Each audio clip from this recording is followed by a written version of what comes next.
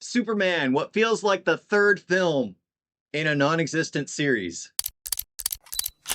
Hello there, namaste. So Superman came out and don't know. I think it's more like a I'm glad I saw it type of feel because the film throws you in a world where you have no clue what's going on. Metahumans are already a thing. We can accept it. But we're supposed to be following Superman. It starts off with a text saying 300 years ago, metahumans are here. 30 years ago, Superman arrives. 3 weeks ago, Superman prevented a war. 3 hours ago, apparently something came to Metropolis to fight Superman. 3 minutes ago, Superman lost his first fight. That's literally what we get in the beginning. We have to read this to find out what's going on. And it's like we're thrown into a series that's been going on for a long period of time. I know we've seen Superman's origin stories multiple times. We've seen Lex Luthor's story multiple times, but it's like it's all about seeing how it goes about this time. It really doesn't feel like it's getting anywhere till you're about an hour into the film and you're finally like, oh, okay, we have the Justice Gang. Okay, I see what's going on here. Okay, we have this Lex Luthor. We no longer have the philanthropist Lex Luthor. We have the egotistical, the one who wants to take down Superman Lex Luthor. So I guess we're going to end up with the redemption arc Lex Luthor later. I don't know. It just felt like a lot of it was there.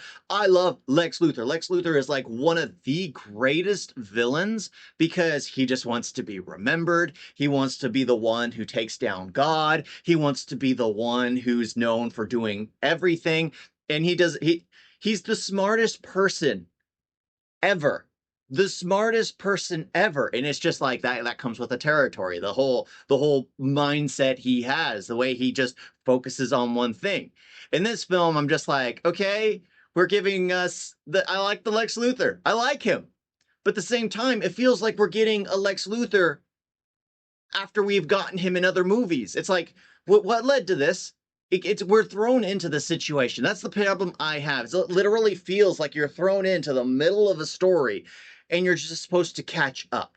I don't like that. I would have preferred it if we got an origin story with Superman. Yes, you can introduce Lex Luthor as the villain. Yes, you can introduce all this other stuff in the background. But Superman has already made friends with the Green Lantern. Superman is already in a relationship with Lois Lane. Superman has an existing relationship with his cousin. Superman already has an existing relationship with Krypto. It's just all this stuff is just thrown there. And I'm just like, what? What? But Nathan Fillion did a great job as the Green Lantern with the derpy hair and everything. I liked him. I like seeing he's a great actor. I liked seeing him in this. Mr. Terrific, he actually has more screen time. He did an amazing job. Hawkgirl was there just to be there. It seems she doesn't really serve a purpose in the story. Neither does really the Green Lantern. It's primarily Mr. Terrific that kind of has something there. But a lot of the stuff is done for like gags, or like Mr. Terrific has like this advanced technology, but he has a slowly opening garage door, which was kind of super annoying. There's one fighting sequence in the Fortress of Solitude where Engineer is taking down all of Superman's bots. And instead of her turning around, she does a handstand and her arms become her legs become her arms, and her butt morphs into her head, and now she's facing the opposite direction. I had no clue as to why that was there. Why did you need to do a backflip for your head to be transplanted onto your butt when you could have just turned around? It pissed me off. I saw that and I just couldn't help but roll my eyes. It was like, what purpose did that serve? You've already introduced that she's basically a living nanotechnology. She can morph her body around. Her body can become any weapon. You mentioned that a few minutes prior. We didn't need to see her butt morph into her head. We did not. There were so many little stupid things like that in there, which is just like, why do you have all these monkeys tied up and typing things in? You know, there you can outsource that kind of stuff. You don't need monkeys to do it. The whole pocket dimension, it's like, okay, he's created his own prison, but all these people Lex Luthor has imprisoned illegally. Yes, he's rich and wealthy. Yes, he can trying to control the narrative, but he has hundreds upon thousands of people imprisoned. And you're telling me that this person who's literally leading to people's deaths has a huge henchman organization that will follow his every whim. I understand. I got used to that after a while, but in the beginning, I was just like, what kind of human beings are this? But then it's just like, it's a superhero movie. Yes, they always have these criminal organizations. Yes, they don't none of the villains have morals. They're all just puppets. But Lex Luthor has like multiple goals, and it's literally his movie because you can't really do a Superman movie because he's just a Boy Scout. He just is there to save people. That's what he is. It's primarily the villains, which really make DC great. It's their villains, and it's what made Superman great. Was his villains, or his one villain was primarily Lex Luthor. Well, I guess you could say Darkseid as well. But Lex Luthor was the philanthropist. Lex Luthor was the egotistical, wanting to take down God and insert himself in that situation. He was the one with the redemption arc. You literally read Superman comics. Who's the one that actually changes throughout time? It's not Superman. Superman's the one who has remained committed from the beginning.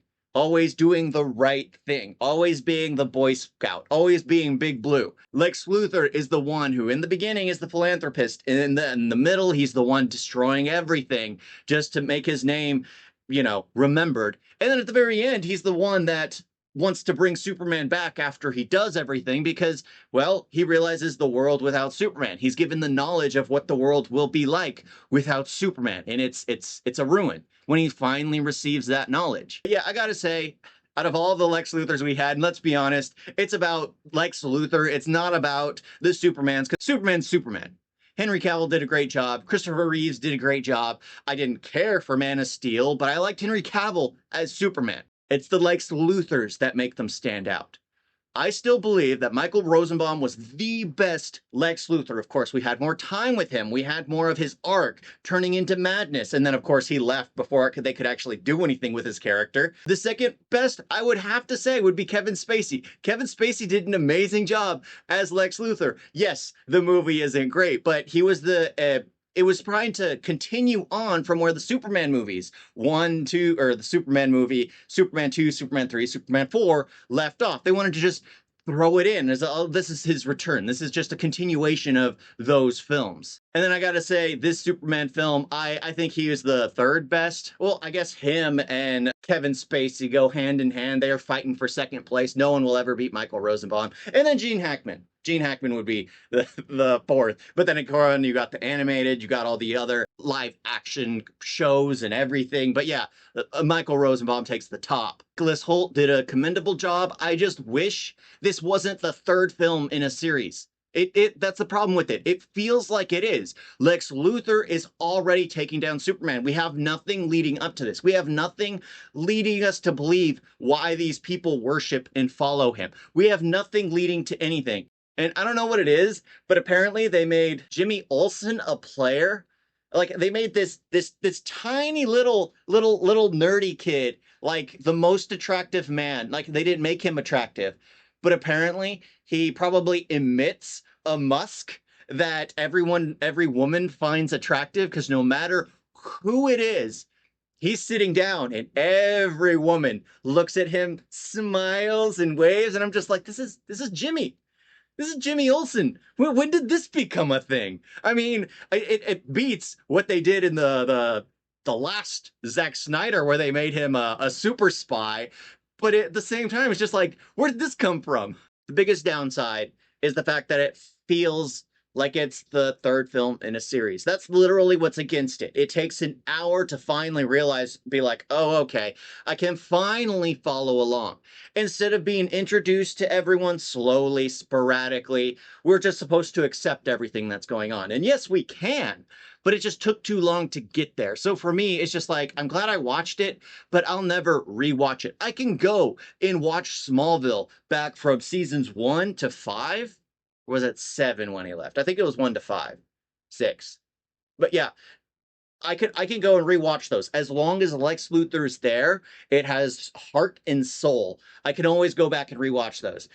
This film, and of course, you're given an origin story to both Lex Luthor and Superman in that one. Here, we're just supposed to accept everything that's going on. And I just had issues with, like, okay, we're doing this now. Okay, I now know who this guy is. But who the heck is this? When did Jimmy Olsen become this? Well, why does Engineer have the power? Why does she do stupid moves like that? Why is Lex Luthor dictating everything Ultraman is doing? It makes no sense, because Superman goes faster than a speeding bullet. They would be moving at a much faster pace. How is Lex Luthor dictating all the moves when Superman is fighting at a faster pace? It's just like Superman is going slow so that Lex Luthor has time to call the moves that Ultraman will need to use. But yeah, it's you try to make it make sense. Those are little things that just bothered me, because it's just like Lex Luthor is basically playing a video game in the background against someone who thinks faster than he does, is moving faster than he does. It's just and apparently Lex Luthor's winning. But it's a superhero film. It sounded like a lot of people enjoyed it. I'm glad I saw it, but I don't think it's a great film. It's just there. I was there to see Lex Luthor, and I'm glad what they did with him. It just felt like they should have done more. They should have led up to that. Instead of getting the erratic Lex Luthor, we could have gotten the more structured, the more puppeteering Lex Luthor. And yes, a Superman film, if you have Lex Luthor in it, it's about the villains. It's about the villains. Never about Superman, because what does he deal with? What does he deal with? Thank y'all for watching. Talk to you next time. Toodles. You guys got a video?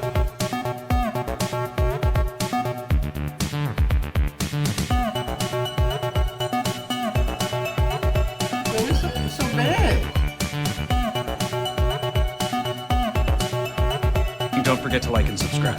Wait, wait on that.